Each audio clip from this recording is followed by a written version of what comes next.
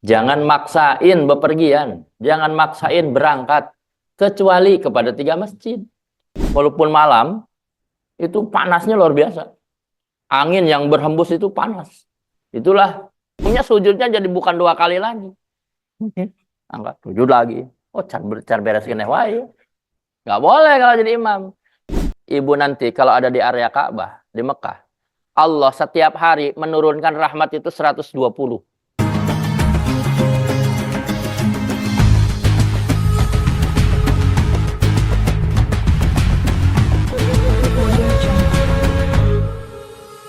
Baik, pertama dan tentunya yang paling utama, kita panjatkan puji serta syukur kehadirat Allah Rabbul Ghafur. Salawat beserta salam kita limpah curahkan kepada baginda alam Habibana wa Nabiyana Maulana Muhammad sallallahu alaihi wasallam. Duyufullah, duyufur Rahman, calon tamunya Allah, calon tamunya Rasulullah yang kami hormati dan kita sama-sama muliakan, komisaris, owner, direksi, manajemen, dan seluruh yang terlibat dalam kebaikan umroh Bebetur, bil khusus Ambu Ine Mulyati, yang di saat ini juga beliau hadir di Zoom.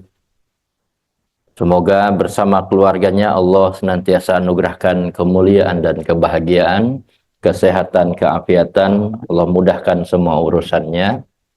Allah bahagiakan bersama keluarganya menjadi keluarga yang sakinah, mawaddah, warahmah. Kita semua yang hadir, baik secara fisik hadir di tempat di majelis ini, maupun yang hadir secara online, secara di depan HP atau depan laptopnya masing-masing, dimanapun berada, semoga kita semua senantiasa mendapatkan limpahan rahmat kasih sayang Allah, juga senantiasa Allah anugerahkan kemuliaan dan kebahagiaan untuk kita semua dalam kesehatan dan keberlimpahan rizki yang penuh barokah. Sebelumnya, mari kita buka pertemuan ini dengan bersama-sama membaca basmalah. Bismillahirrahmanirrahim. Selanjutnya kita istighfar 3 kali. Astaghfirullahalazim alladzi la ilaha illa huwal hayyul qayyum wa atubu ilaih.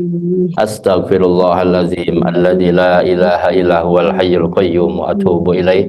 Astaghfirullahalazim alladzi la ilaha illa huwal hayyul qayyum wa atubu ilaih. Selanjutnya kita bersolawat 3 kali. Allahumma salli ala Sayyidina Muhammad wa ala ali Sayyidina Muhammad. Allahumma salli ala Sayyidina Muhammad wa ala ali Sayyidina Muhammad. Allahumma salli ala Sayyidina Muhammad wa ala ali Sayyidina Muhammad. Alhamdulillah. Ayah bunda, duyufullah, duyufur Rahman, terima kasih nih Pak Haji Nurjita juga bisa menyempatkan hadir di tengah kesibukan beliau di Bekasi. Di depan Pak Haji, kita sambil ngopi di sini. Walaupun kopinya belum ada. Ini biasanya suka ada kopi hitam di depan ini. Kopi khusus dari Bebetur ini selalu enak ini di sini. Insyaallah sebentar lagi ada Pak. Ya baik. Pembahasan kita saat ini kita akan bertemu 1 jam lebih lah ke depan. Sebelum zuhur insya Allah sudah selesai ya. Kajian demi kajian, ini yang membedakan Bebetur dengan travel lain itu, diantaranya di Bebetur itu selalu ada kajian. Walaupun insya Allah Bebetur ini memiliki nilai kebaikan untuk jamaah yang lain. Itu ya, jamaah yang lain itu maksudnya yang ingin tetap ngaji karena ini terbuka untuk umum kan gitu, bisa mengikuti lewat Jumit atau online. Yaitu mudah-mudahan semua yang terlibat dalam kebaikan ini Allah catat sebagai calon tamunya Allah. Kalau seandainya sudah pernah menjalankan ibadah haji dan umroh, bisa balik lagi untuk menunaikan ibadah di tanah suci Mekah dan Madinah. Karena suatu keniscayaan, suatu keharusan, kalau kita mengamalkan dari sebuah hadis baginda Rasulullah Shallallahu Alaihi Wasallam, bahwa perjalanan ke Masjid Haram, perjalanan ke Masjid Nabawi, bahkan 3 sebetulnya dengan Masjid Aqsa, itu adalah sebuah perjalanan yang mesti dipaksain. Perjalanannya, keberangkatannya harus maksain. Itu kata Rasulullah. Bahasanya itu la tusyaddur rihal illa fi salasi masajid. Jangan maksain bepergian, jangan maksain berangkat kecuali kepada 3 masjid. Itu, kecuali kepada 3 masjid. 1 Masjid Haram, 2 Masjid Nabawi, 3 Masjid Aqsa. Cuma hari ini, saat ini Masjid Aqsa, akses ke sananya relatif lumayan susah ya. Karena dikuasai oleh Israel, Zionis.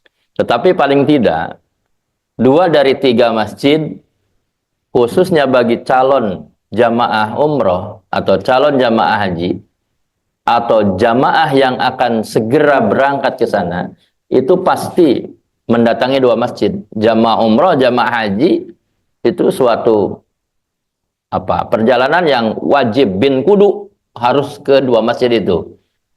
Sehingga jamaah haji dikenal ada gelombang 1, ada gelombang 2. Gelombang 1 itu adalah jamaah rombongan yang keberangkatannya dari tanah air menuju tanah suci, itu ke Madinah dulu, 8 hari di Madinah, kemudian 30 harinya di Mekah. Kalau gelombang 2 itu ke Mekah dulu, ke Masjid Haram dulu, setelah perjalanan hajinya selesai, kemudian berkunjunglah ziarah ke Madinah Al-Munawwarah selama 8 hari. Itu perjalanan yang flat, yang sudah ditetapkan oleh pemerintah.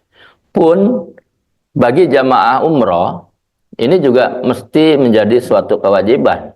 Bagi travel umroh, mesti melakukan perjalanan di 2 kota suci, yaitu Mekah dan Madinah. Adapun rutenya, sebetulnya boleh ke Madinah dulu, atau boleh ke Mekah dulu, tergantung itinerary atau jadwal keberangkatan yang telah ditetapkan oleh travel umroh. Ya, keduanya memiliki bukan kelebihan kekurangan ya, tetapi memiliki keistimewaan masing-masing. Nah, memiliki keistimewaan masing-masing. Semuanya istimewa, gitu ya. Semuanya istimewa. Yang mau ke Mekah dulu berarti dari perjalanan dari tanah air naik pesawat, nanti di pesawat sudah untuk bapak-bapak sudah pakai kain ihram, ambil mikotnya di Yulamlam. Nanti malipir heula ke ekor pesawat lah untuk ganti baju, gitu ya. Ganti baju, atau sebetulnya ada tekniknya. Teknik memakai kain ihram cara cepat, gitu ya. Cara cepat. Jadi ketika sudah dipakai tinggal diporosotkeun si pakaian dalamnya, gitu ya. Itu ada nanti diajarkan dalam manasik praktek gitu. Gitu ya. Ambil mikot di Yulamlam, nyampe ke Jeddah, langsung ke Mekah, ya biasanya ke hotel dulu nyimpen barang, setelah itu langsung tawaf. Gitu ya, langsung tawaf 7 putaran, mengelilingi apa Pak kalau tawaf itu? Nah, Ka'bah ini udah pinter, ini belum manasik juga ya. Ya, ngelilingi Ka'bah 7 putaran, setelah itu kemudian pulang apa ini? Pulang apa enggak? Oh, sa'i dulu ya. Sa'i 7 apa? 7 balikan ya. Dari mulai mana? Dari Marwah apa Sofa dulu? Dari Sofa. Dari Sofa ke Marwah. Dihitung 1 kali tuh. Dari Marwah ke Sofa 2. Marwah Sofa Marwah 3. Coba terakhirnya di mana tuh kalau 7? di Marwah. Perjalanan ganjil pasti dari Safa ke Marwah, perjalanan genap dari Marwah ke Safa. Setelah itu terakhirnya di Marwah, jamaah haji atau jamaah umroh yang melakukan sa'i diakhiri dengan tahallul atau menggunting rambut. Selesai dah umrohnya. Jadi umroh itu singkat sebetulnya, cepat. Itu bagi yang datangnya ke Mekah dulu. Gitu ya, ambil mikotnya di Yulamlam di pesawat. Tapi kalau umrohnya ke Madinah dulu, ya, itu di Madinah beberapa hari sebagaimana jadwal yang telah ditentukan. Kemudian berangkat ke Mekah. Sebelum berangkat ke Mekah itu nanti harus ngambil mikot dulu. Kurang lebih sekitar 15 sampai 20 menit dari hotel kita akan diberangkatkan menuju satu masjid namanya Masjid Bir Ali atau Bi'ru Ali. Sumurnya Sayyidina Ali masjidnya gitu. Nah, di situ kita sholat ihram, nanti kita akan bahas karena tema kita tentang sholat ya. Yaitu sholat apa saja selama perjalanan ibadah umroh. Nah, kita ke Bir Ali niat mikot labbaik Allahumma umratan atau nawaitul umrata wa ahramtu biha. Dari situ kita berangkatlah menuju ke Mekah. Ada dua perjalanan yang biasanya dilakukan oleh jamaah umroh. Bisa menggunakan bis. Kalau naik bis perjalanan sekitar 6 sampai 7 jam. Ya, dengan istirahat. Kemudian kalau naik kereta cepat, nah, kereta Wus kalau di sini dari Bandung Jakarta itu atau Jakarta Bandung itu sama di sana juga ada kereta cepat Madinah Al Munawwarah sampai ke Mekah. Nah, itu sampai ke Mekah itu kurang lebih perjalanan 2 jam. Ya, kurang lebih 2 jam. Jadi beda selisih waktunya 3 sampai 4 jam ya dengan naik bis. Itu. Semuanya memiliki ya kelebihan lah bagi yang naik bis, terutama bagi yang belum pernah melakukan perjalanan umroh, situ bisa melihat pemandangan bagaimana padang pasir kanan kirinya. Gitu ya. Bagi yang pernah naik kereta cepat, mungkin ada pengalaman baru. Naik kereta yang begitu cepat, kecepatannya sampai 300 sampai 400 bahkan 500 kilometer per jam. Jadi 2 jam kan dari 6 jam itu lebih cepat.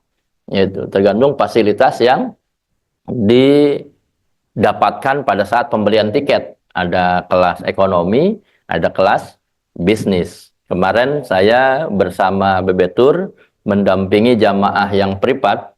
Ini alhamdulillah dapat fasilitas bisnis, Pak Nur. Alhamdulillah dapat makan, ngopi sepuasnya, disediakan tanpa harus bayar lagi. Dilayani oleh, kalau di pesawat pramugari ya. Kalau di kereta apa namanya? Oh sama pramugari juga. Karena seragamnya relatif sama, mirip kayak di pesawat. Ya. Alhamdulillah, itu ya. Nah ini Masya Allah. Satu hal yang mesti kita syukuri saat ini, coba saya ingin tahu jamaah yang hadir, siapa yang belum pernah menjalankan ibadah umroh sebelumnya? Wah, banyak ya. Nah, sisanya berarti sudah pernah ya.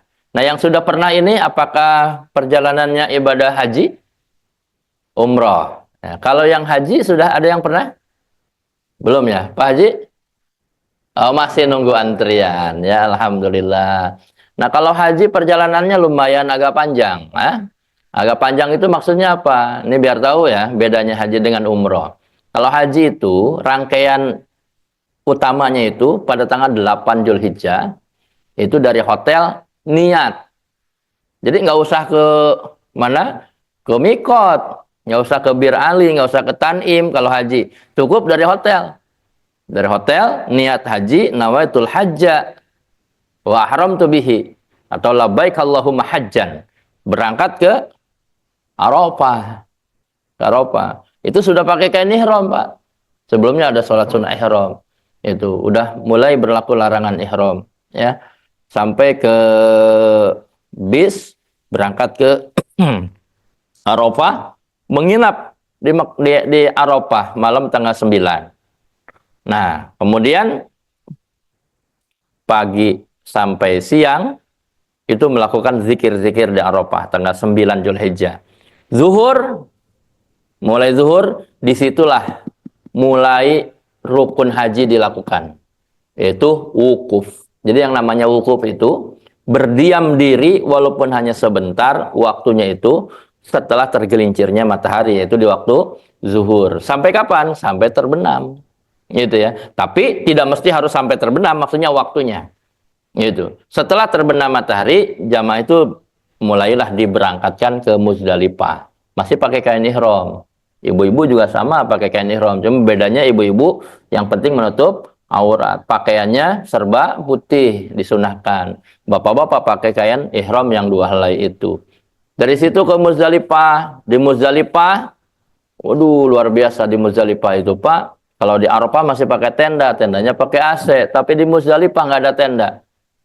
Tendanya beratapkan langit, beralaskan bumi, beralaskan tanah. Kalau nggak bawa tikar, itu.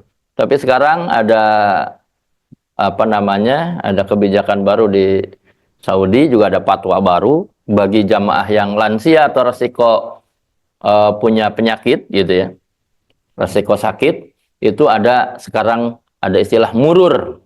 Apa itu murur? Hanya melewati saja. Jadi nggak usah turun, diam di tinggal di bis, gitu ya, di bis beberapa menit ke depan baru bis jalan lagi, itu tanpa harus turun.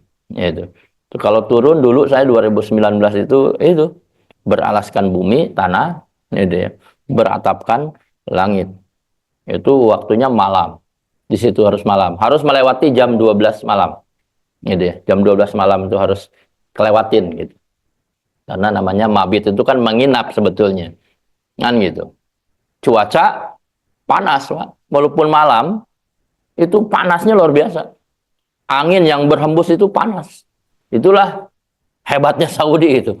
Kalau musim panas, panas banget. Kalau musim dingin, dingin banget. Nah, ini yang keberangkatan tanggal berapa ini? Yang mayoritas yang ada di sini? 16 Februari. Oh, besok ya. Nah, nggak lama lagi minggu depan. Nah, yang tanggal 25 ada? Oh, ibu tanggal 25. Ya.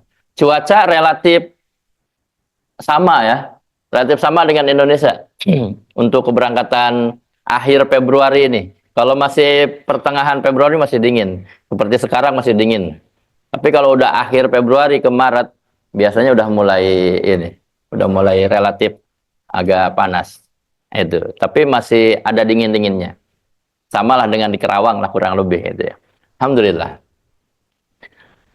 Dari Muzdalifah ke Mina, Mina tanggal 10 jumroh awal itu jumroh hari pertama, itu jumroh Aqobah. Lewatin jumroh ula wusta, Aqobah lempar 7 batu, setelah itu tahallul, Pak. Baru tahallul tuh. Tahallul itu apa maksudnya? Tahallul awal, boleh laki-laki salin pakai kain biasa. Itu. Pulang ke tenda Mina, besoknya berangkat lagi, lontar lagi, ula wusta Aqobah. Pulang lagi, besoknya lontar lagi, ula wusta Aqobah. Setelah itu, baru tawaf pulang ke Mekah, tawaf ifadah, sa'i, setelah itu tahallul sani. Selesai itu rangkaian ibadah haji. Bagi haji Indonesia biasanya haji tamattu, sebelumnya pas datang, umroh dulu. Umrohnya seperti apa? Seperti umroh yang akan kita lakukan pada saat ini, yaitu umroh di luar bulan haji atau di luar musim haji. Baik, Bapak Ibu, kita langsung saja ke materi tentang sholat ya.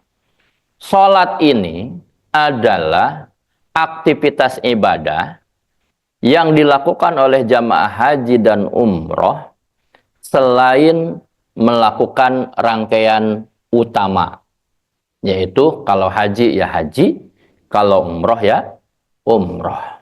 Tadi saya sampaikan, umroh itu perjalanannya singkat. Niat di mikot, tawaf 7 putaran, sa'i 7 balikan, tahallul selesai. Selain itu, aktivitas utamanya adalah melakukan sholat. Ya, sholat. Sholat itu ada berapa jenisnya, Pak? Ada berapa jenisnya sholat itu? Hukum melaksanakan sholat ada berapa? Ada dua. Satu wajib. Wajibnya ada dua bagian. Ini sholat secara umum nih. Ada dua. Ada wajib ain atau disebut fardu ain. Ada wajib kifayah atau fardu kifayah. Yang wajib ain atau fardu ain itu adalah kewajiban individu per kepala manusia. Kalau wajib kifayah atau fardu kifayah itu boleh diwakilkan. Ketika satu orang atau beberapa orang melaksanakan, maka tidak berdosa bagi yang lain, bagi yang tidak melakukannya. Contohnya apa? Yang fardu ain itu sholat yang 5 waktu. Zuhur, asar, maghrib, isya, subuh. Itu fardu itu. Wajib tiap kepala, nggak boleh diwakilin. Nah, yang boleh diwakilkan adalah fardu kifayah. Seperti apa? Sholat jenazah. Nah, sholat jenazah itu tidak semua harus ikut. Yang penting ada perwakilan. Idza fa'alal ba'du saqatal kharaju 'anil baqin. Itu definisinya. Kalau dikerjakan oleh sebagian orang, maka sebagian lain gugur atas dosanya. Kalau seandainya ada jenazah, orang Islam meninggal dunia, tidak ada satupun yang menyolatkan, sementara orang-orang itu tahu bahwa itu ada jenazah, maka dosa seisi kampung itu. Gitu ya. Di kita insya Allah nggak ada. Ya, pasti ada yang nyolatin. Sholat jenazah. Nah, yang kedua, yang akan lebih detail akan dibahas pada pertemuan ini adalah yang disebut dengan sholat sunnah atau nawafil. Sholat sunnah. Sholat apa saja yang akan kita laksanakan. Nah, sebelumnya di sini disebutkan pengertian sholat itu berasal dari kata sholat, ya, yang berarti doa. Jadi sholat itu sebetulnya secara bahasa doa. Apalagi kalau kita sadari, dari awal sampai akhir, sholat itu bacaannya didominasi oleh permohonan.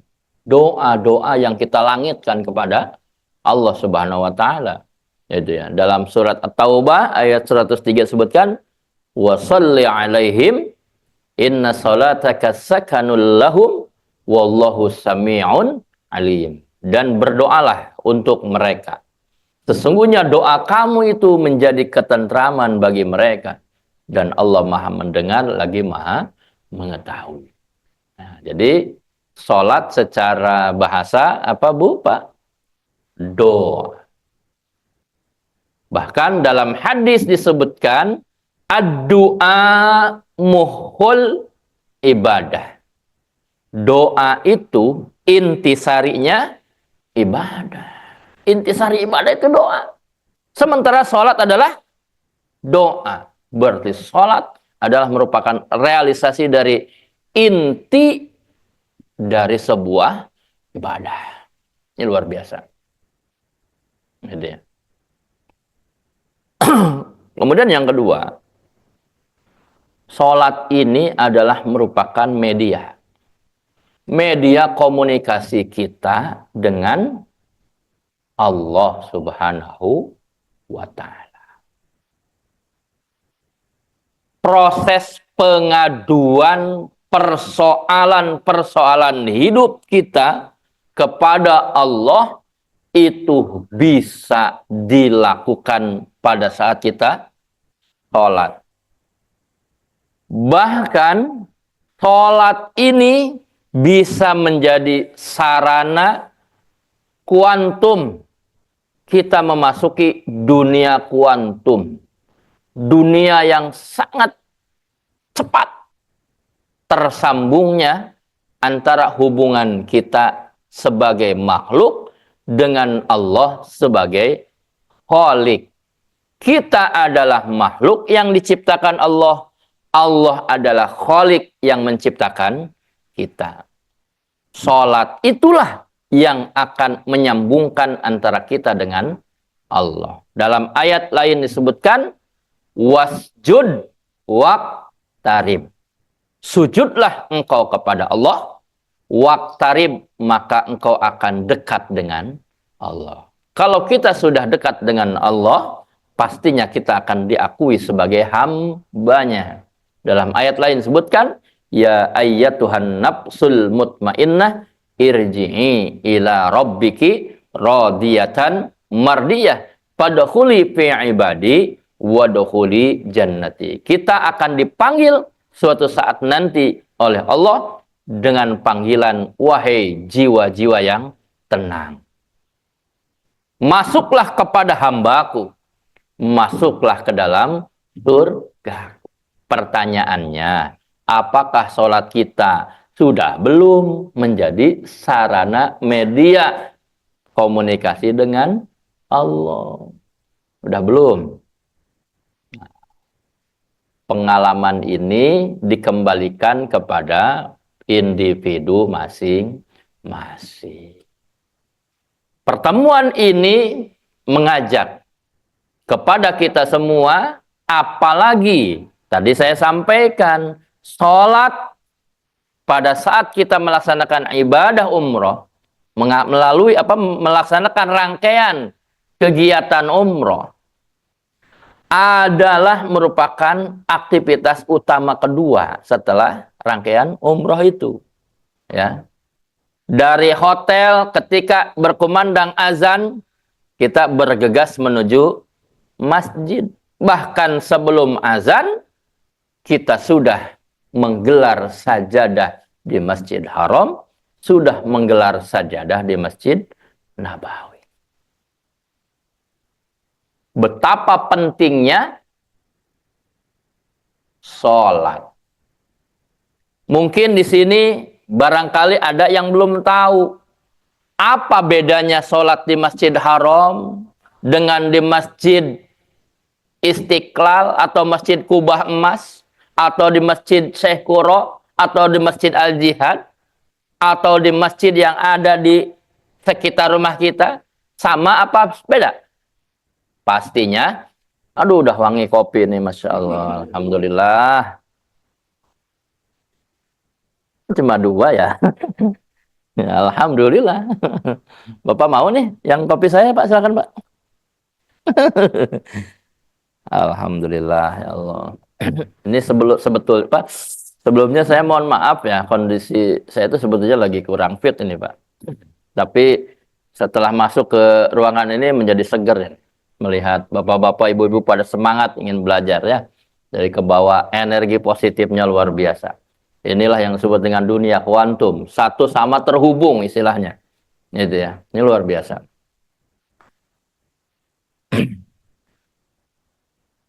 Bagaimana cara menjadikan sholat kita menjadi betul-betul komunikator atau menjadi penghubung antara kita dengan Allah. Ada yang tahu nggak ayat Al-Quran bahwa sholat itu berat. Tetapi bagi orang yang khusyuk itu tidak menjadikan berat. Mintalah tolong kepada sabar dan sholat. Wasta'inu bis sabri was sholah wa innaha lakabiratun illa 'alal khasi'in. Kata Allah, mintalah tolong melalui sholat. Dengan asbab sholat, minta tolong sama Allah. Dengan sebab sabar dan sholat. Tetapi kata Allah, sholat itu berat kecuali bagi yang khusyuk.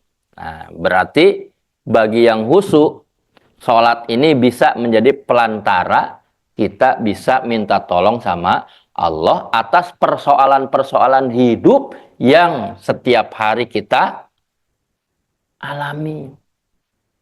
Itu. Nah, pertanyaannya, sholat khusyuk itu seperti apa? Nah, nanti kita coba sambungkan dengan peristiwa atau hikmah Isra Mi'raj nih. Karena kan Isra Mi'raj ini oleh-olehnya apa? Sholat ya. Itu. Ini boleh ya. Nanti kalau sebetulnya sholat-sholat yang akan dijalankan oleh jamaah umroh itu gampang sebetulnya. Sholat ini tinggal nyebutin aja. Tapi prakteknya ini yang agak lumayan. Yang menjiwai sholat kita betul-betul punya kualitas yang tinggi. Seperti apa? Yang jelas satu, sholat kita harus khusyuk. Pertanyaannya bagaimana caranya supaya sholat kita khusyuk? Dijawab oleh ayat berikutnya. Alladzina yadhunnuna annahum mulaqu rabbihim. Yang pertama, cara sholat khusyuk adalah mereka yang meyakini bahwa sholatnya itu adalah ketika dia sudah Allahu Akbar, mulaqu rabbihim. Apa itu artinya? Sedang dalam pertemuan dengan Tuhannya. Sedang berhadapan langsung dengan Allah. Itu. Apanya yang sedang berhadapan? Apakah fisiknya? Jangan membayangkan bahwa bertemunya kita dengan Allah pada saat sholat. Ini saya yang lagi berdiri nih. Di depan ada Allah. Sama membayangkan fisiknya. Nggak boleh. Itu. Karena Allah adalah bukan bangsa jismiyah. Allah tidak berbentuk fisik seperti manusia.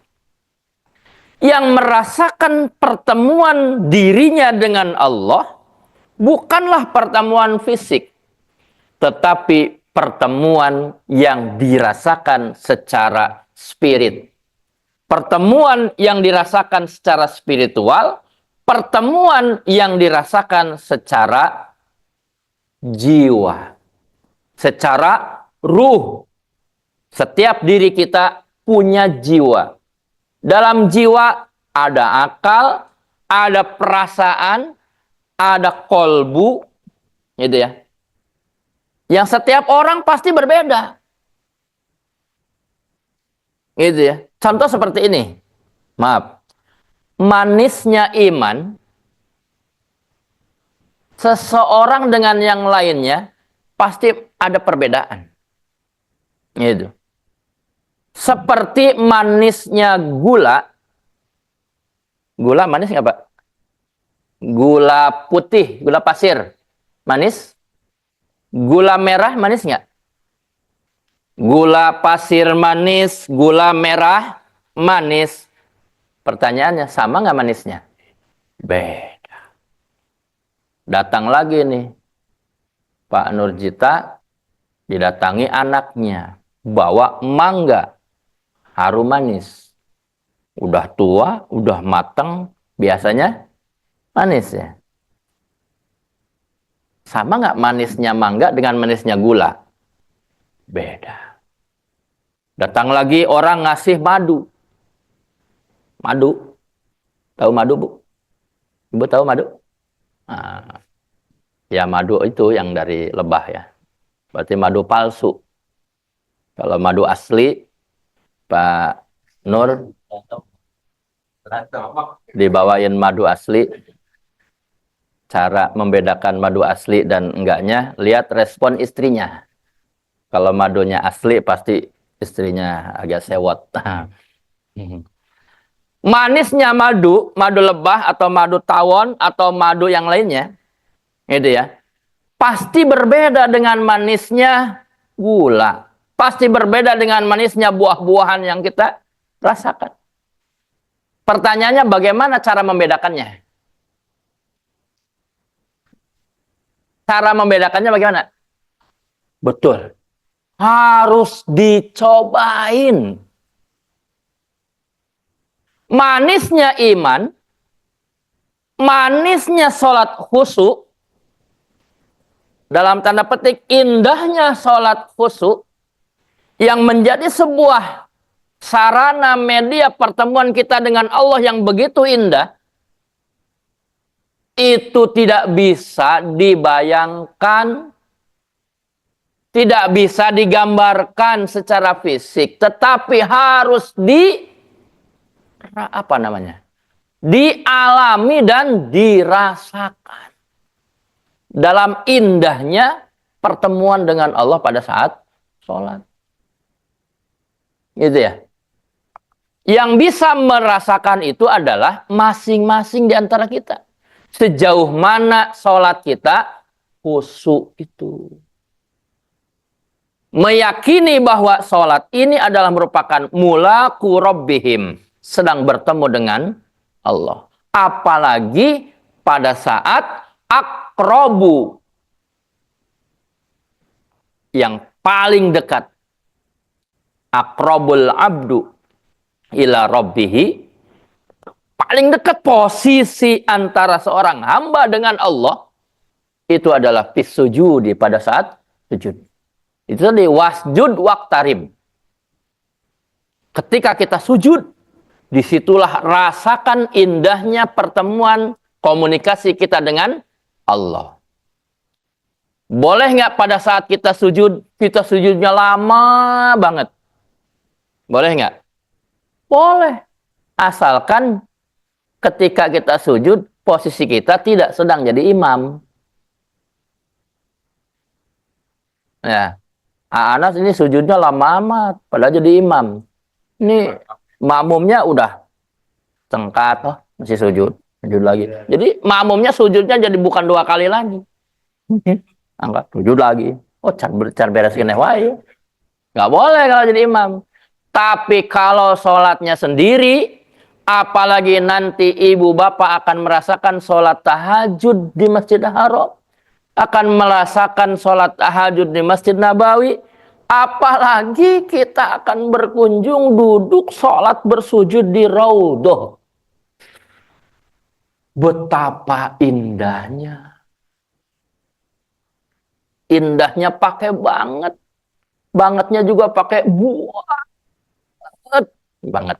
Nah, itu Bu. Sinilah pentingnya sholat khusyuk itu ini. Itu. Kualitas sholat kita seperti apa di hadapan Allah. Itu yang pertama. Merasa diri bahwa kita sedang berhadapan dengan Allah. Itu pasti khusyuk itu. Beda dengan begitu Allahu Akbar. Padahal Allah sedang ingin diajak komunikasi dengan sarana sholat ini. Tapi pikirannya kemana-mana. Ingat utang. Ingat tadi lagi masak. Ingat tadi lagi jemur, ingat lagi tadi apa, dan sebagainya. Bahkan kadang sholat itu suka dijadikan sarana mencari barang yang hilang. Tadi kunci taruh di mana ya, lupa. Nah, kata bininya, udah Pak, sholat aja. Nanti juga lagi sholat ketemu. Sholat bener ketemu, wah bener ada di bawah bantal katanya. Itu suka begitu ya.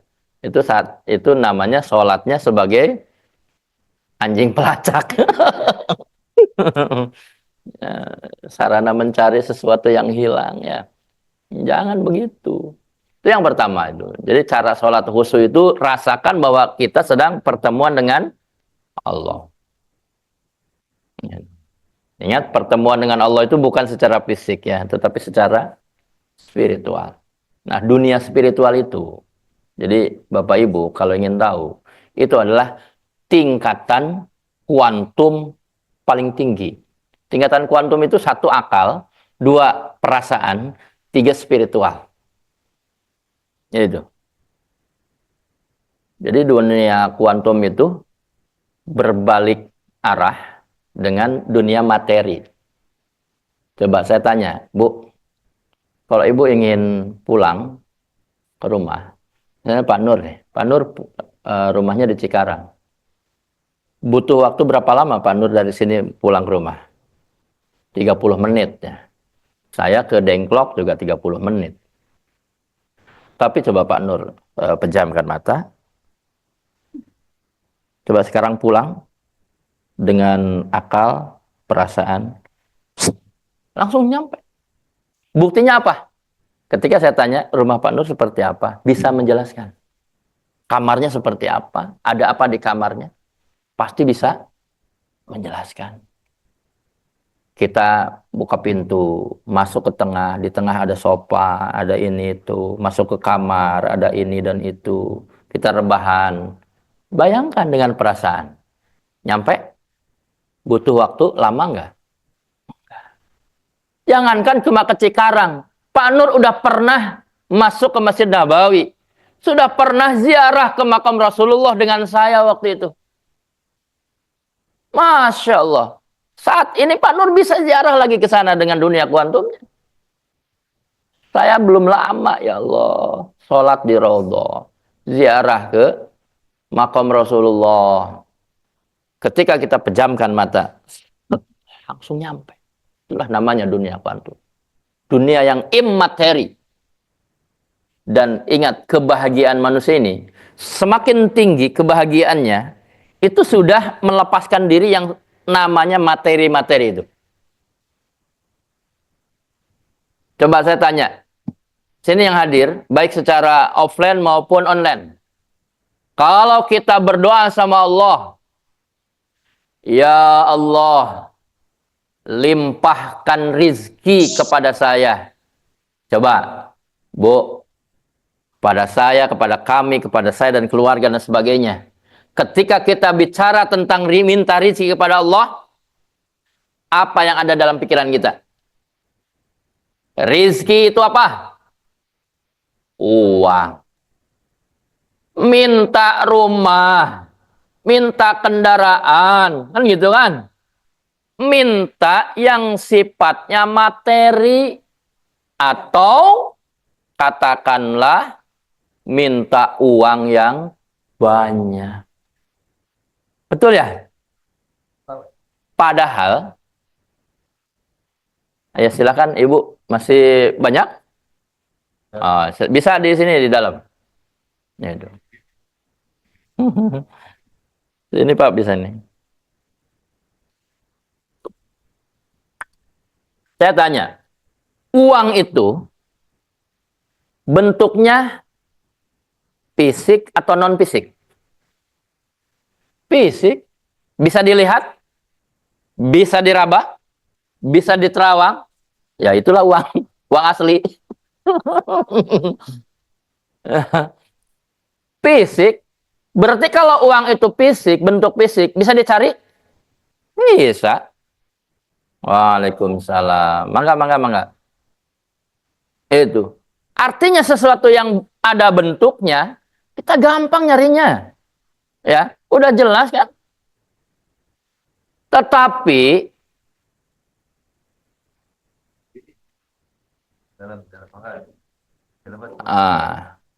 silakan.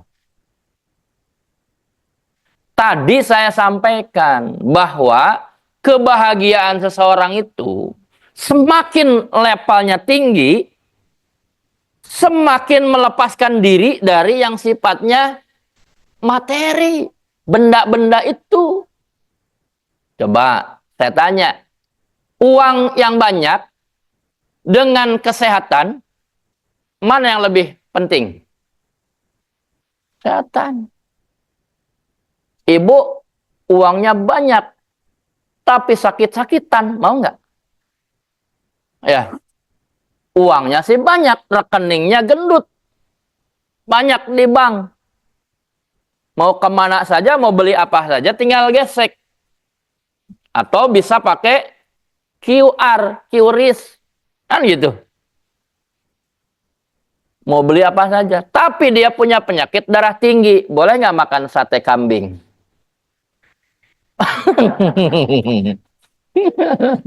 Itu namanya maksain. Kan gitu. Stroke, makannya susah. Kan gitu. Makanya apa? Duitnya banyak, tapi makannya kulu bonteng, we kulu bonteng. Kulu bualu, we kulu bualu. Berasnya beras merah yang kurang enak dibandingkan dengan beras. Ya Allah. Padahal duitnya banyak. Coba saya tanya lagi nih. Uang banyak. Sehat iya. Sakit dikit berangkat ke Singapura. Panggil dokter pribadi. Kalau nggak kemana-mana. Telepon, dok. Dokter pribadi ke rumah. Saya nih agak pegal-pegal dikit. Tolong periksa. Kan gitu. Uang banyak. Sehat dimaksimalkan karena punya dokter pribadi. Tapi dia tidak punya anak. Ya, nggak punya anak. Gulang-guling cukup jeung pemajikan doang. Setahun menikah, 2 tahun, 5 tahun, 7 tahun, 10 tahun. Nggak punya anak. Dalam pikiran dia, buat apa saya banyak harta, tapi nggak bahagia bersama? Lihat tetangga, hartanya sih nggak seberapa, tapi bercanda sama anaknya. Iri nggak itu? Iri ya. Jadi punya anak adalah merupakan suatu kenikmatan yang tidak ternilai. Ini mohon maaf kalau seandainya di sini ada yang belum dikaruniai anak. Ada nggak? Kalau ada, nanti akan saya kasih amalannya. Ada amalannya. Apanya? Ya, bisa, nggak apa-apa. Sampaikan saja kalau yang belum punya anak, amalannya berbasis Quran saja. Ada di dalam Al-Quran, surat Nuh, ayat 10 sampai ayat 12. Amalannya itu di ayat 10. Faqul tustagfiru rabbakum innahu kana ghaffara yursilis samaa 'alaikum midrara wa yumdidkum bi amwalin wa banin. Banin itu anak. Ingin punya anak, maka perbanyaklah membaca istighfar. Itu amalannya istighfar aja. Istighfar minta ampun sama Allah. Bukan berarti dia banyak dosa, enggak. Karena istighfar itu menjadi satu amalan. Bagi mereka yang sudah terlepas dari dosa, maka istighfarnya itu akan menjadi mesin ATM. Akan menjadi penggemuk rekeningnya. Akan menjadi magnet rezekinya. Itu. Ya. Dan akan mendapatkan karunia anak. Oke, kita lanjut dulu. Uang banyak. Sehat oke. Anak punya. Tapi anaknya durhaka. Uangnya banyak, sehat iya.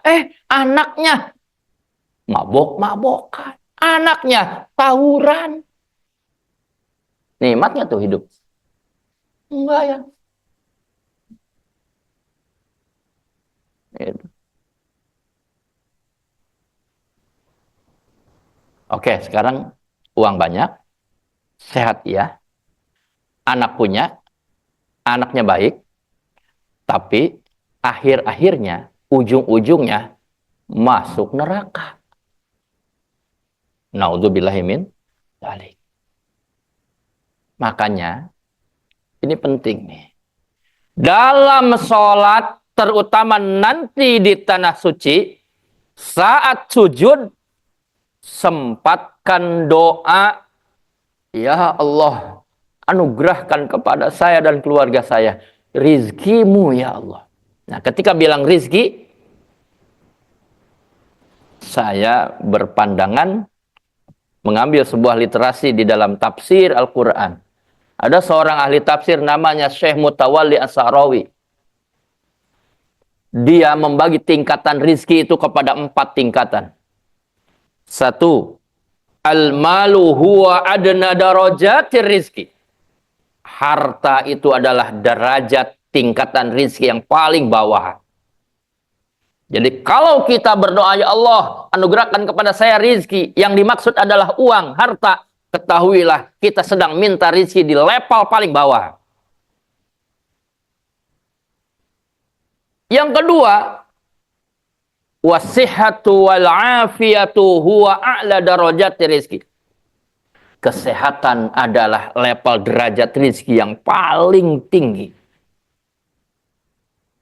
Jadi jangan lupa ketika kita minta rizki sama Allah, bukan hanya minta materi berupa uang, harta, tetapi minta juga dengan kesehatannya. Ya. Kemudian yang ketiga, kata Syekh Mutawalli Asy'arawi, dalam tingkatan rizki itu ada namanya rizki yang paling utama. Afdhalur rizki. Apa itu afdhalur rizki? Al-abna as-salih. Memiliki anak keturunan yang soleh, yang baik. Itu. Sempilkan dalam doa kita ketika kita minta rizki, ya Allah, anugerahkan saya rizki berupa anak yang soleh, turunan yang soleh. Dan terakhir, tingkatan paling tinggi adalah tamamur rizki. Rizki yang paling sempurna. Rizki yang paling sempurna. Apa itu rizki yang paling sempurna? Ridho Rabbil Alamin. Ridhonya Allah yang mengurus semesta alam kita. Jadi kalau kita udah dapat ridhonya Allah, udah. Inilah tingkatan kuantum yang paling tinggi, makanya spiritual. Jadi orang kalau sudah menomorsatukan ibadah, istikabita tuh yang namanya materi. Gitu ya. Sudah tidak ada nafsu ingin memperbanyak harta dan sebagainya. Kecuali semua harta yang dia milikinya itu hanyalah di tangan, tidak sampai ke hati. Makanya dalam dunia tasawuf, Bu, saya pernah ngaji ke salah seorang ulama besar di Sukabumi, sekarang udah almarhum lah, Kiai Haji Jazen, itu yang ahli thariqah itu. Namanya Baitullah. Baitullah. Baitullah itu apa? Rumah Allah kan. Baitullah itu di mana adanya? Di Mekah ya, di Ka'bah ya. Ka'bah, Baitullah. Kata beliau, itu hanyalah monumennya saja. Monumennya saja. Hanya monumen. Hakikatnya Baitullah adalah kolbunya kita. Baitullah itu kolbu. Makanya kalau di kolbu kita isinya bukan Allah, jangan salahkan Allah. Kalau hidup kita enggak tenang. Ini mah harta di dalam hati. Uang mulu dalam hatinya. Bahkan anak masuk ke giliran hartanya diambil, lemes, stres. Anaknya diambil, ada nggak yang anak baru lahir, udah diambil sama Allah. Ada anaknya udah beberapa bulan, udah beberapa tahun, lagi lucu-lucunya, meninggal, diambil sama Allah. Kalau anaknya ada di hati, stres. Saya salut kepada Ar-Razi Hashim Ar-Razi itu. Ada tamu tuh, polisi kan. Polisinya ke toilet. Senjata apinya ditaruh di kamar itu, toilet. Di luar. Dimainin sama anaknya. Yang di bawah umur 5 tahun itu. Dimainin senjata apinya. Ditembakin. Sama adeknya. Meninggal adeknya. Disangkanya itu mainan. Meninggal di rumahnya pada saat ada tamu polisi. Itu bagaimana kalau terjadi pada diri kita? Saya kemarin punya saudara, belum nikah, tapi udah tunangan, udah tinggal waktu sebulan lagi resepsi pernikahan. Perempuan cantik, baru lulus sarjana, terima undangan kerja di Cikarang, Pak Nur. Berangkat dari Rawamerta, di Tanjung Pura nyalip kontainer, kelindes, hancur kepalanya. Wafat. Ya Allah. Gimana nggak stres orang tuanya? Udah membiayai kuliah, baru wisuda, bulan depan mau nikah. Anaknya juga sudah diundang, lolos seleksi, waktu itu menjadi artis religi, yang para pencari Tuhan itu. Ya karena punya wajah yang cantik gitu. Meninggal. Kelindes sama.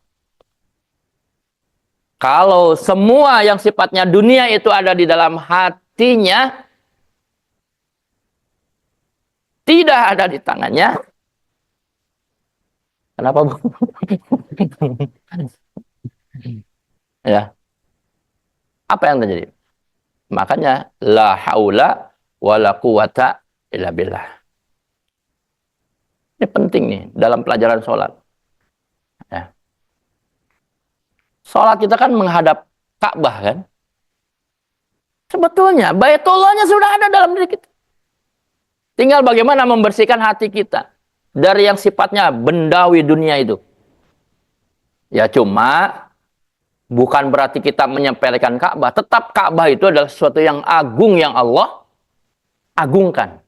Nanti ketika kita melihat Ka'bah, itu kan bangunan pertama yang dibangun oleh Allah di bumi itu Ka'bah. Fisiknya itu. Inna awwala baitin wudi'a lin-nasi lalladzi bi Bakkah. Kan itu. Jadi pertama kali Allah membawa bangunan, membawa benda surga ke dunia, itu yang namanya Hajar Aswad itu ditaruh oleh malaikat situ. Setelah itu dibangunlah oleh Nabi Adam. Kenapa dibangun oleh Nabi Adam? Ini ada sejarahnya, ada ceritanya. Ceritanya begini, ini nyambung dengan dunia umroh kita. Ya. Dulu itu Nabi Adam diciptakan di mana? Di surga kan? Singkat cerita, Nabi Adam jadi diciptakan oleh Allah. Beberapa lama kemudian diciptakan Hawa, istrinya. Kemudian beberapa lama setan menggoda. Disuruh untuk makan buah. Buah apa? Kata siapa itu buah khuldi? Yang menamakan itu buah khuldi siapa? Tahu nggak? Yang menamakan itu buah khuldi atau buah keabadian itu adalah iblis. Jadi kata siapa itu? Kata iblisnya. Bukan kata kita ya. Wahai Adam, wahai Hawa, sok makan tuh buah. Gitu ya. Kalau kau makan buah itu, kau akan abadi di surga. Padahal bohong. Jadi siapa makhluk Allah yang pertama kali berbohong? Iblis. Singkat cerita, Nabi Adam makan, Siti Hawa duluan makan. Hawa duluan makan. Makan satu. Gitu. Siti Hawa nyampe dada. Cuma pas nyampe dada, belah dua. Kalau Nabi Adam nyampe tenggorokan. Enggak belah belum kalau nyampe tenggorokan. Maka abadilah sampai sekarang. Secara fisik, laki-laki ada jakunnya. Katanya ini buah huldi.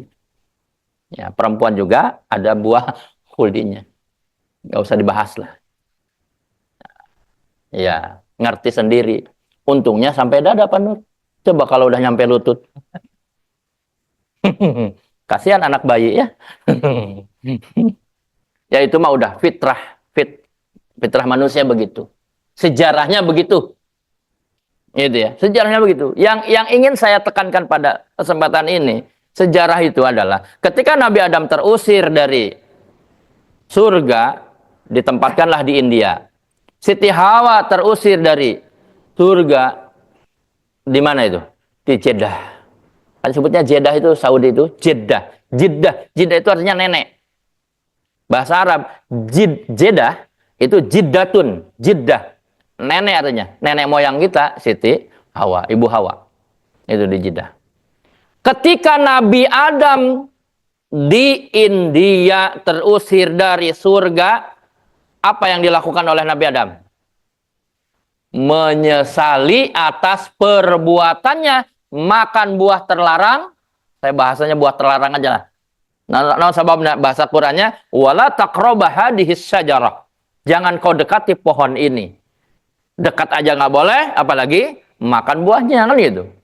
Singkat cerita terusir sampai India, Siti Hawa di Jeddah. Apa yang dilakukan oleh Nabi Adam? Bertaubat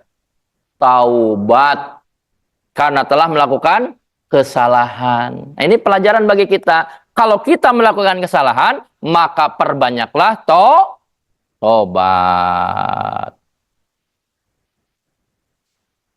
Harus tobat. Apalagi taubatnya dibarengi dengan sholat taubat. Bagaimana cara sholat taubat? Nanti kita jelaskan.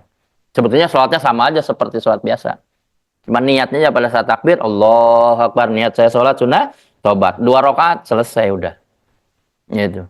Cuma pada saat sujud terakhir, itu kita minta ampun sama Allah dalam hati kita. Ya Allah, ampuni dosa saya, Allah, ini. Gitu. Sholat taubat. Mau tahu nggak? Nabi Adam itu taubatnya berapa lama? Berapa lama, Bu?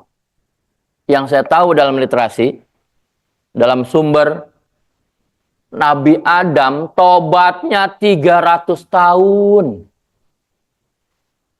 Bahkan bahasa tobatnya Nabi Adam itu sudah diajarkan oleh Allah. Bahasa tobatnya itu, ini hebatnya. Ya Nabi, namanya juga Nabi. Nabi itu kan manusia pilihan. Dikasih bocoran. Adam, kalau mau tobat, ini lafadznya. Bahasa Quran begini. Fatalaqqa Adama mir rabbihi. Fatalaqqa Adama mir rabbihi bikalimatin fatamah. Allah talaki. Ngajarin taubatnya Nabi Adam itu harus baca apa? Sehingga diabadikan di dalam Al-Quran, bahasa taubatnya Nabi Adam adalah Rabbana zolamna anfusana wa illam tagfir lana wa tarhamna lanakunanna minal khasirin. Berapa tahun taubatnya Nabi Adam? Ada yang tahu? Itu tadi 300. Baru diterima, diampuni taubatnya oleh Allah. Nih, ini ada hadis. Ini menarik sekali nih. Ini kenapa kita harus pergi ke Madinah nih. Ini nih jawabannya nih. Lamma tarofa Adam al-khati'ah. As'aluka bihaqqi Muhammadin. Lamma ghafartali. Ini bahasanya luar biasa nih, Bu. Kata Nabi Adam. Ketika Nabi Adam merasakan pengakuan atas kesalahannya ketika makan buah terlarang itu. Lantas setelah 300 tahun nih, Nabi Adam bilang begini, ya Allah, ampuni saya dengan haknya Muhammad. Dengan keagungan Muhammad. Kekasihmu ya Rabb. Ini Allah dialog langsung dengan Nabi Adam. Kalau bahasa kita nih, Dam, kok tahu engkau nama Muhammad? Engkau kan belum punya anak. Di dunia ini baru ada 2, kamu sama istri. Kok kamu tahu itu Muhammad? Siapa itu Muhammad? Itu. Kata Nabi Adam begini. Ya Allah, aku baru ingat ketika aku diciptakan olehmu di surga. Dengan kekuasaanmu aku diciptakan olehmu ya Rabb. Saya menengadah ke langit arasy. Di arasy banyak sekali tiang-tiang penyangga arasy. Dan di tiang itu tertulis La ilaha illallah Muhammadur Rasulullah. Ada satu nama selain namamu. Nama Muhammad yang disandingkan dengan namamu. Saya yakin itu bukan nama orang sembarangan. Tetapi adalah nama kekasihmu. Maka hari ini aku bertawassul. Aku berwasilah. Aku membuat perantara. Agar kesalahanku diampuni olehmu. Dengan menyebut satu nama. Muhammad. Kata Allah, sadaqta, kau benar. Mulai saat ini, kau aku ampuni, kata Allah. Karena kau telah menyebut satu nama kekasihku, Muhammad sallallahu alaihi wasallam. Beruntunglah kita menjadi umatnya baginda Rasulullah sallallahu alaihi wasallam. Masya Allah, tabarakallah. Luar biasa. Lalu Nabi Adam, keluarlah naluri manusianya waktu itu. Ya Allah, engkau sekarang sudah ampuni dosa saya. Kau sekarang sudah ampuni kesalahan saya. Dengan berwasilah aku menyebut nama kekasihmu yang agung Muhammad sallallahu alaihi wasallam. Saya sekarang udah nggak punya dosa ya Allah. Karena sekarang saya sudah diampuni dan tidak punya dosa lagi. Maka balikin ya Allah. Aku ke dalam surgamu bersama istriku ya Allah. Pertemukan lagi aku dengan istriku ya Allah. Dan kembalikan lagi ke dalam surgaku. Apa jawaban Allah? Boleh. Boleh. Tapi ada satu syarat. Syaratnya kau harus ibadah. Kau harus ibadah. Maka dalam Al-Quran surat Az-Zariyat 56 sebutkan wa ma khalaqtul jinna wal insa illa liya'budun. Tidak aku ciptakan jin dan manusia kecuali untuk ibadah. Kau ketika ingin kembali lagi ke surga, kau harus ibadah. Ditanya lagi tuh sama Nabi Adam, ibadahnya apa ya Allah? Dan aku sudah kangen, sudah rindu sama istriku yang sangat aku cintai dan aku sayangi. Dijawab oleh Allah, kau datanglah ke Arab, kau datanglah ke Mekah. Di situ sudah aku kirimkan satu bangunan. Sebuah batu yang aku datangkan dari surga. Dan sudah diletakkan oleh malaikat Jibril. Kau datang ke situ, di Mekah, kau kelilingi itu batu sebanyak 7 putaran. Dan di sana, kau akan bertemu dengan istrimu. Akhirnya, berangkatlah dari India ke Mekah. Nyampe di Jabal Rahmah. Bolak-balik. Ini namanya bukit kan itu. Ini ada yang lewat. Hah, ada perempuan, ada orang nih. Itu kayak kenal. Gitu. Sekali, saya kenal. 2 kali, yakin kenal. Itu istri saya. Pas ketiga, papasan banget. Alhamdulillah. Ketemulah Nabi Adam dan Siti Hawa di Jabal Rahmah. Di bukit kasih sayang. Di Arafah. Ketemunya di situ. Alhamdulillah. Dengan pertemuan ini, dari tahun ke tahun terus, ribuan tahun, jadilah kita. Gitu.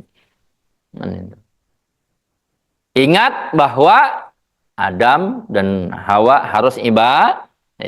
Datanglah ke Mekah, kemudian muterin tuh batu. Dulu Hajar Aswad itu warnanya putih. Gitu. Muterin, dan sampai sekarang itu diabadikan dalam ibadah namanya Tawaf. Itu namanya Tawaf sampai sekarang. Dibangunlah oleh Nabi Adam. Ya, berupa bangunan kotak seperti sekarang ini.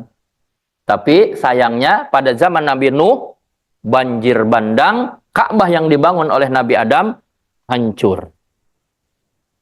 Itu. Hancur. Tapi batu Hajar Aswadnya masih ada di situ. Sampailah pada zaman Nabi Ibrahim, dibangun kembali oleh Nabi Ibrahim. Batu-batunya masih ada berserakan di situ, dibangun oleh Nabi Ibrahim, sampai ketinggian tertentu, ternyata ketika ditinggikan lagi, wah ini nggak bakalan nyampe nih. Habis baterainya. Nah, nggak bakalan nyampe. Akhirnya, dibuatlah setengah lingkaran, sisa batunya itu. Dan hikmahnya apa? Yang setengah lingkaran ada di Ka'bah namanya apa? Namanya Hijir Ismail. Hijir itu kamar, Ismail itu Ismail. Jadikanlah kamar Ismail. Ya, dijadikan kamar Ismail. Sekarang hikmahnya luar biasa. Tidak semua orang bisa masuk ke dalam Ka'bah. Ya, orang yang berhak masuk ke dalam pintu Ka'bah di dalamnya siapa? Hanyalah pejabat nomor 1, yaitu presiden dan keluarganya. Pak SBY sudah masuk ke dalam. Pak Jokowi bersama keluarganya sudah masuk. Kita nggak bakalan mungkin bisa masuk ke dalam Ka'bah. Harus jadi presiden dulu. Presiden yang mayoritas penduduknya beragama Islam. Itu nggak bisa kita kecuali jadi presiden. Ya. Tapi berkah ada Hijri Ismail, kita bisa sholat di dalam Ka'bah asalkan masuk ke dalam Hijir Ismail. Ini luar biasa itu. Makanya nanti Bapak Ibu kalau sholat di area Ka'bah, sholatlah di Hijir Ismail. Karena hukumnya sama dengan sholat di dalam Ka'bah. Indahnya luar biasa itu sholat di situ. Saya pernah berkali-kali sholat di situ, Bu. Waktu itu saya bawa jamaah yang tunanetra. Saya jadikan saja alasan. Gitu ya. Saya bawa jamaah ini prioritas kata saya. Alhamdulillah. Gitu ya. Kan sholat di Hijri Ismail itu gantian. Ada jadwalnya. Jadwal waktu saya itu laki-laki, setelah selesai laki-laki keluar, perempuan. Nah, pas perempuan, saya kan ngantri itu buat jamaah. Itu yang perempuan udah habis, kecuali 1 orang perempuan yang masih sujud situ. Lama banget sujudnya, sholatnya. Akhirnya saya berdua dengan jamaah yang tunanetra dibolehkan masuk sholat di situ. Yang perempuan kan di belakang tuh 1 orang itu. Masya Allah indahnya saya sholat cuma bertiga dengan perempuan itu. Itu. Pas di depan Ka'bah bisa. Itu Bu. Itu. Nah ini sejarahnya tawaf tuh begitu. Makanya bagi ibu bapak yang berangkat umroh dan bisa tawaf, itulah yang disyaratkan oleh Allah kalau ingin kembali lagi ke surga. Karena tempat pulang kita di Fabi anna marji'a muslimin li jananihi. Tempat pulang kita ke surga. Ya. Lakukanlah ibadahnya yaitu, ayo sekarang pertanyaannya, lalu bagaimana saudara kita yang tidak bisa umroh, tidak bisa tawaf, bisa nggak masuk surga? Bisa nggak masuk surga? Kan syaratnya harus ibadah. Ibadahnya apa? Ayo, ibadahnya apa? Betul sekali Pak. Sholat. Kenapa sholat? Karena sholat derajatnya sama dengan tawaf. Sholat itu derajatnya sama dengan tawaf. Bu, ibu nanti kalau ada di area Ka'bah, di Mekah, Allah setiap hari menurunkan rahmat itu 120. 60 bagi mereka yang tawaf. 40 bagi mereka yang sholat. 20 bagi mereka yang cuma melong Ka'bah doang. Tahu melong? Menatap, melongo. Liatin Ka'bah. Dapat 20 rahmat. Ngeliat doang. Makanya sayang cuma lihat doang. Tawaf lah. Tawaf itu tidak mesti harus ngambil mikot dulu. Boleh tawaf sunnah. Itu. Cuma sekarang yang bapak-bapak, mohon maaf, kalau ingin masuk ke area Ka'bah, harus pakai kain ihram. Itu. Nah ini jawaban bagi mereka yang tidak punya kesempatan untuk berangkat umroh. Karena nggak punya apa? Nggak punya uangnya untuk daftar. Itu. Walaupun sebetulnya umroh itu, haji itu bukan bagi mereka yang mampu, tapi bagi mereka yang mau. Kalau mau, pasti mampu. Yang penting tentukan dulu jadwalnya. Saya seringkali sampaikan ke jamaah, mau kapan berangkat umroh? Nggak tahu. Alasannya belum dipanggil aja. Ya, padahal tentukan jadwalnya mau kapan. Mau bulan depan, ya nabung. Kalau biaya umroh 30 juta, gampang. Nabungnya sehari 1 juta. Ya. Nabung nih sehari 1 juta, bulan depan berangkat. Kan gitu kan? Waduh, 1 juta kebanyakan Ustadz. Ya udah setengahnya, 500.000. 2 bulan berangkat. Waduh, 500.000 keberatan. 50.000 bisanya. Nggak apa-apa, yang jelas 20 bulan berangkat. Kan gitu. Simpel kan 50.000? Ah, punyanya 5.000. 5.000 berarti 200 bulan.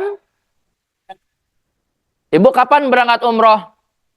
200 bulan lagi saya berangkat umroh. Karena setiap bulannya saya nabung 5.000. Kan gitu.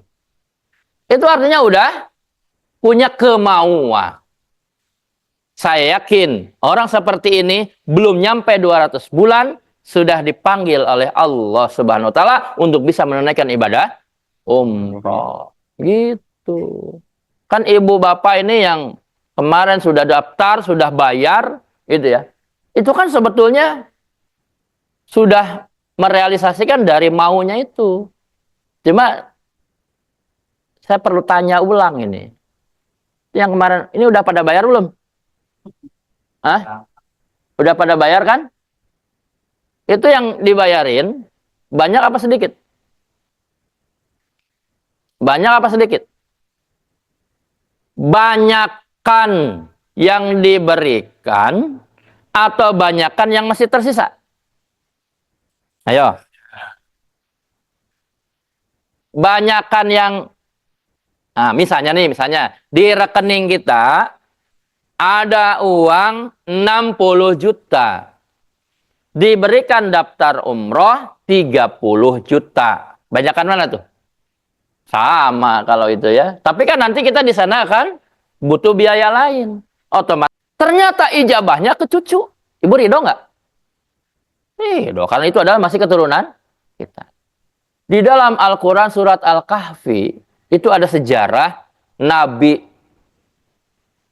Khidir bersama Nabi Musa. Di waktu malam nih. Karena sholat ini, sholat sunnah nawafil, ini identiknya dengan qiyamul lail. Ya, apalagi yang berangkat tanggal 25 nanti ada masuk di bulan Ramadan. Ada qiyamul lail. Nah, qiyamul lail itu satu yang harus jangan terlewat. Yang kedua saya bikin kaget lagi. Bapak di sini udah berapa hari di Madinah? Baru 4 hari. Udah berapa kali Pak ke Masjid Kuba? Ah, loh. Dalam hati saya, baru 1 kali, kata saya. Akhirnya saya balik nanya lagi, kalau Bapak udah berapa kali? Saya baru 8 kali. Masya Allah. Ternyata dia mengamalkan hadis Rasul. Barang siapa yang mendatangi Masjid Kuba ketika berada di Madinah, pahalanya sama dengan